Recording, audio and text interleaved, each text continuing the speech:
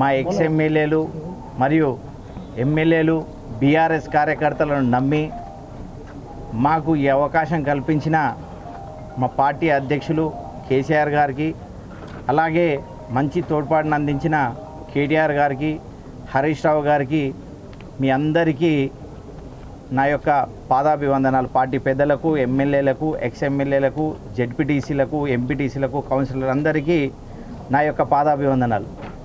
ముఖ్యంగా మీరు గమనించండి, ఈరోజు తెలంగాణ ఆవిర్భావ దినోత్సవం రోజు సీఎం సొంత డిస్టిక్లో పాలమూరులో సీఎం సొంత డిస్టిక్లో బీఆర్ఎస్ అభ్యర్థి అయిన నన్ను గెలిపించిన నిజమైన బీఆర్ఎస్ పార్టీ కార్యకర్తలందరికీ నా హృదయపూర్వక నమస్కారాలు.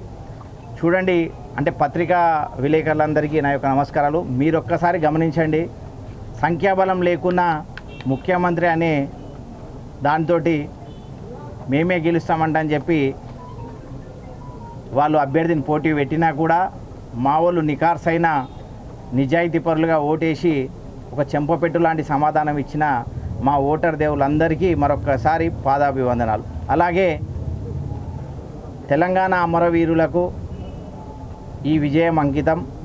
ముఖ్యంగా మా పార్టీ అధ్యక్షులకు ఇది ఒక కానుకగా మా డిస్టిక్ నుంచి, అంటే మీరు మహబూబ్ నగర్ డిస్టిక్ నుంచి ఒక రాష్ట్రాన్నే సాధించారు.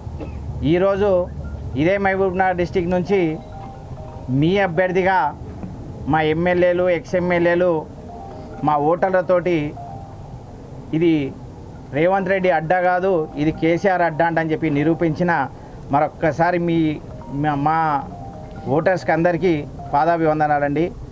చాలా చక్కని విజయం ఇచ్చిర్రు.